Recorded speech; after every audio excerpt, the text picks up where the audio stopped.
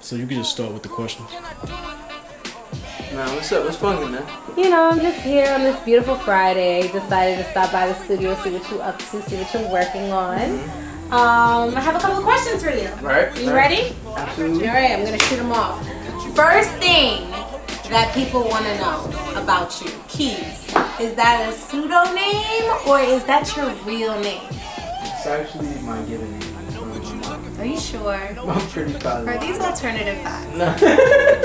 No? Definitely not. Yeah. Okay. So you essentially had a name growing up that alluded to the fact that you were bound to be within the music industry. It kind of randomly worked out that way. Your name predicted your fate. Pretty much. Okay. Where are you from?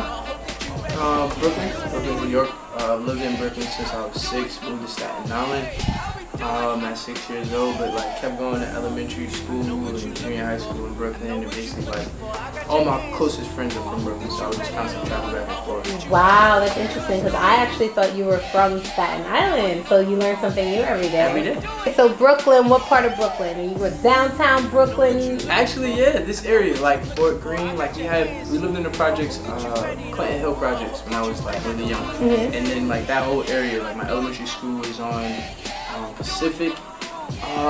It was called PS 261. Then our junior high school was in Carroll Gardens. What is your fondest memory? My fondest memory, what, living in Brooklyn, you saying? Living in Brooklyn now.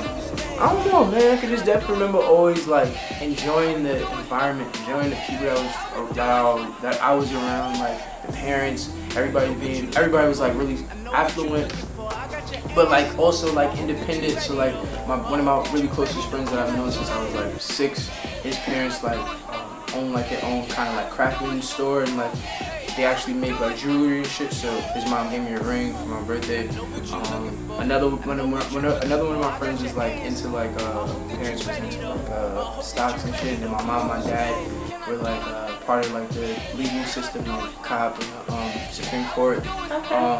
But yeah, I don't know, man. Just Brooklyn was the shit. Like pizza, you know, you can hang out at different friends' houses, and it's just a dope ass vibe. Brooklyn is so sick. But now it's like completely changed.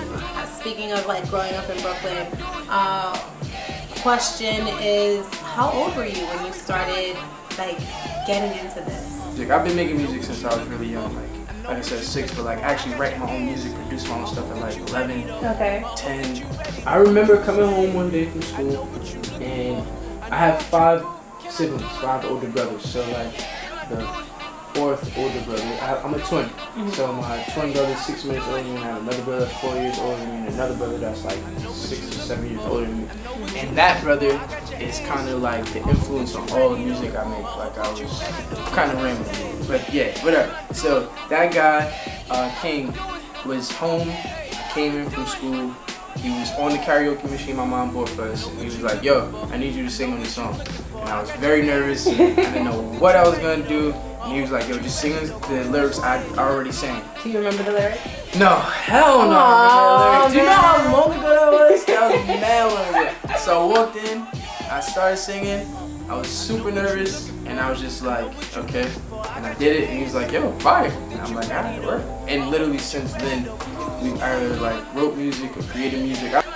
Like working on Cubase. A lot of people that know music know what Cubase is. So are you all electronic or do you play any instrument? Yeah, I play a little piano. Like I could like tap a few chords, but I'm not like very skilled. I'm really good at like just knowing my sound and knowing what I want. Like I just walk around and just like hear songs like every day, every minute, every second. So like I'm big on like being able to meet people that are like musicians that can kind of interpret what I'm singing to them and just like build the music that way. But I've definitely produced a bunch of records. Me and my brother Glow. We've actually made a record for Mac Wiles too. Oh, okay. What was the name of that?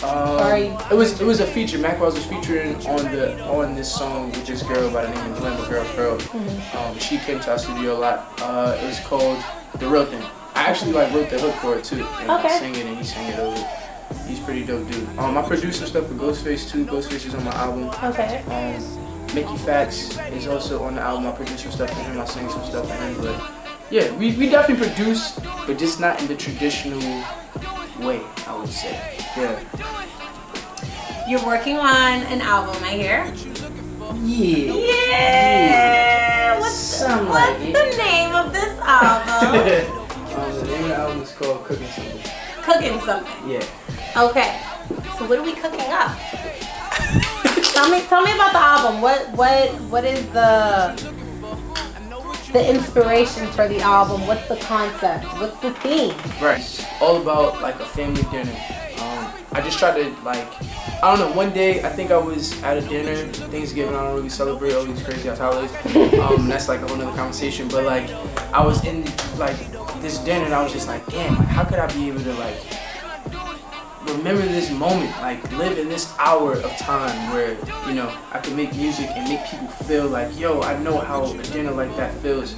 So being at like one of the last Thanksgivings, I was just like, man, let me see if I can actually do this. And I know like at my Thanksgiving dinners and just dinners period with my families, like I learned a bunch of shit. Like it'd be stuff about my aunt that I ain't never know, stuff about my dad, my grandma. I'm just learning a bunch of Jews life lessons. So I kind of try to bring that whole idea together. And so the concept again is about like that, and every song on the album is named after a dish in that dinner. And the whole concept of the album in its entirety is about this boy that is basically going on a Europe tour, and his family knows about it, and they're super excited for him. Some people are jealous, some people know he's about to make some money, so they ask for money. Some people are like, yo, be careful, because it's crazy out there, you don't want to get got, you know, people might be trying to shark you. And yeah, it's like just a big fucking melting pot of like things that we learn, and that's kind of what I wanted to just bring. So what are some of these lessons? You know, what does the boy learn?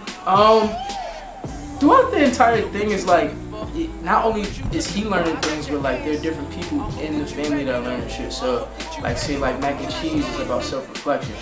So like for him, he's like learning within himself who he is as a person, and knowing that he's like a king. Like we all kings out here, we all queens out here, we all like powerful beings. So I just wanted to make sure that like idea was present.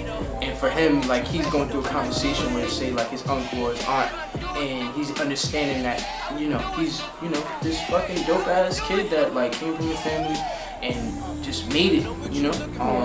And then like there's another song like called Fried Chicken about this girl that's dealing with this guy, and you know, she felt like she got, you know, mistreated in a way, and I kind of tried to create a song about that. Potato Salad is about not like holding your breath and waiting on anybody, just doing your own shit. It's a bunch of different things, you know. Then some songs are just some fly talking type shit. Like Cornbread is like just me knowing I'm the shit, or him, the boy, knowing he's the shit and being like, yo, you know, I'm gonna do what I do and I'm gonna love what I do, you know. It's interesting that you say that, because for me, Cornbread was actually like almost like motivational. Yeah. And like the words that I would use to describe it, and I don't want you to like take this wrong, but the way that I would phrase it is like a cocky groove. Like I'm feeling myself, but in the best way ever. Your music overall has a very, very unique sound. And you know, when doing research, it is described as soul meets funk meets contemporary hip hop. Is that how you would describe your music? Yeah, I mean, it's purely funk. Like when I started figuring out what I wanted to do for this album, sound-wise, sonically, my inspirations were like my favorite artists. So like James Brown, George Clinton from Parliament, and then like Janelle Monáe. That's like, I love her. Yeah, of course. Yeah. I can see Janelle Monáe now. Yeah. A lot of people when they see me perform, they like, yo, you definitely remind me of Janelle Monáe. You dancing, you screaming at the top of your lungs. I can see that. I can music see. is super groovy. Okay. Yeah. So, would you say that these people that you listen to, George Clinton, Janelle Monáe, and I'm sorry, who else did you say? James Brown. James Brown is like literally my hero. Like that's like my father. Yeah, I love him. So, would you say that they heavily influence your music, or would you say? I would say I would be nothing without you. Like literally, when I finally started to like delve myself in this music. What is it about James Brown that like makes you you? the dancing, the movement, the confidence that he possessed to like. So how do you embody that? Yes. I don't know. I mean, just knowing his spirit is like is number one. Like knowing who he is and what he did makes me and allows me to do what I do. But particularly like watching him and studying him like as a dancer and as a performer, like I knew I had a lot of shit to learn. So how much time do you put into like practicing? Yes, studying your craft. You know. Oh man, like hours on hours every day. Like, every day. Especially when I first started out, like around this time when I was doing so far and stuff. Like I would literally watch James Brown, wake up, don't brush my teeth, don't wash my face, like just in the bed watching James Brown perform in the same shows, like over and over and over again. And then I would watch the mirror funky dance. breath, looking at the King of Funk. The Godfather of Soul. The Godfather of Soul. Yes. I don't want this to go on record. I won't confuse you. I be brushing my teeth out here. I got fresh breath. I be washing my face. Don't let it, you know what I mean? Chill. Sure. Of all the tracks on this album that you have coming out, which one is your favorite? Oh, don't, how dare you? You're welcome. You step into Become a Star Studio and you ask me that question. I did it to you. I don't know, because I'm working on these last 2 songs.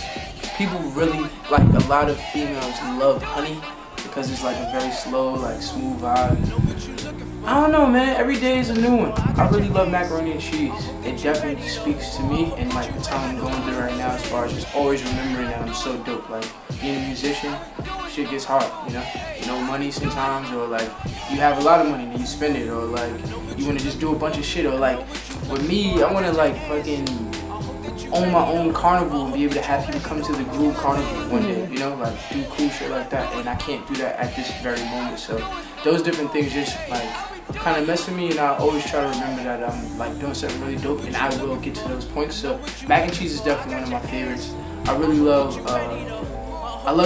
Ghostface killed it. It's 2 different songs in one. Yeah. Like it's like one song and then it's like one gangster song. That's really cool. Like I love tracks like that, like where it's like 2 songs in one. Yeah, I was getting so much flack for that shit. Like, so my best friend, one of my really close friends, my man Marco D'Angelo, he heard it and he was like, I fuck with it, but I don't know. I like the second song more. And I feel like I'm gonna get a lot of flack for it, and I really like that. Like, I'd rather you not necessarily be like, I love it, if there's like some sort of like, you know, I don't know, not hate, but like criticism against it, then I'm totally fine with that. I think that's like creates more conversation on like the song and make people want to be like, yo, check out this song, tell me if you like this, you know, kind of thing. But for the most part, everybody that's heard it really likes it a lot. So for me then, in your process as the artist, right, you get this feedback, yeah, I like this, but I like the second part better. Do you take this feedback and do you work on the first part a little more, trying to get Fuck it no. out there? Hell no. I'm Erykah Badu. This is my art and I'm talking about my shit. You can't be listening to anybody. The only people that ever get a choice on what I'm doing, and they only get that choice because one, they've been watching me create music since I was a baby, and also because like they usually get it in its inception, like when it's at its very beginning. Are like my brothers. Like there's like 2 people, Glow and Shareef Keyes. Like Shareef Keyes is my twin brother, the one I told you about. He like films everything, and then Glow is like my business partner with like this recording studio that we own, and like just he listens to everything. Whenever he tells me something is off or change this or try that, then I do it. But once it's like done and I'm letting people in the outside area, I kind of know where it's going, or if it's done fine for the most part. Okay. Yeah. You have a really cool, unique sense of style. Oh, I think. Do you like live in fashion magazines? What are you wearing today? So I got a little Gucci on. This is like Dolce & Gabbana. This is like rock. Nah, I'm joking. What? Nah, I'm fucking around. I know that hate, man. I do love how I dress, but this shit gets very expensive. I'm a big thrifter. I like my jeans to be fresh and new, but the thrifting t-shirt, shirts, that's my thing. I'm gonna get it, you know what I mean? I'm gonna get a 50 style, something here, something there. You have like a, let's see, nostalgic look to you. Right. Yeah, totally. I'm totally about the 50s and 60s, just to allow myself to kind of like break away from everybody. Who made your sweatshirt? I make all my stuff, yeah. How can I get a cornbread sweatshirt. You have to be a special person in my Can life. it be hot pink letters? Yeah, see, no. You're Hot already pink letters. losing already. Well, how am I Because you losing? can't request. I bring a gift, you accept, you love, and you wear it. You sport it. That's Okay. the rules. Is a fashion line something that you hope to do one day? I mean, yeah, I think that's pretty much in the works. As of now, I just want to keep conquering this music thing.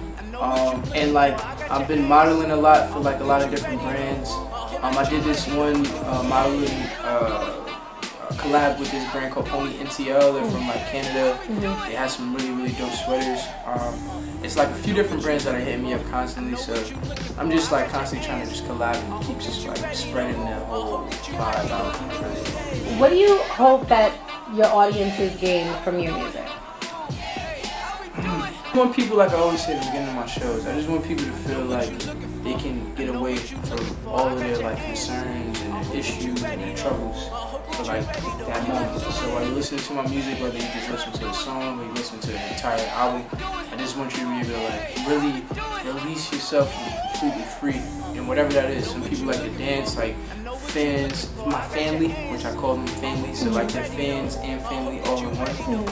It's just deeper than just being a fan, like, or a supporter. I want you to feel like you really know me and you're like connected to me. But well, my family, like people be sending me dance videos sometimes. They be trying to do the feet work like I do. People be rapping to me sometimes, you know. So I just like people like feeling free because I feel like that's how I am when I walk around, which is why I dress how I do. I want people to see me and be like, all right, that kid is unique. He wants to be whoever he wants to be, and he's totally, secure with that.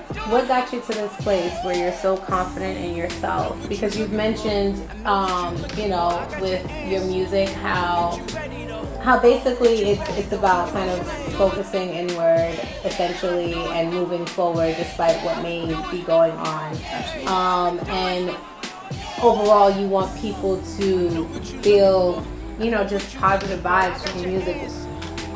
What got you to a place where you were like, I just want to put good vibes into the world? I don't know. I think I've been really blessed with like a beautiful family and been given like so many different opportunities in life. I think we were kind of talking about that briefly too. Like being able to literally own my own studio. I'm only 25. I'm turning 26 pretty soon, and like I can say I actually own a recording studio. I've been able to say that since I was like 22. Like I don't know anybody else that has that opportunity, And I'm like literally learning how to engineer every day, getting better every day. I mix for like Mickey Facts. I mix all of my me and my brother mix all of our music, mix the album. And yeah, I think it's just dope to be able to have that. So knowing that I own this and I'm around this and I am this energy at all times, I try to basically give that up to people because I know people don't have those same, What do you want your legacy to be?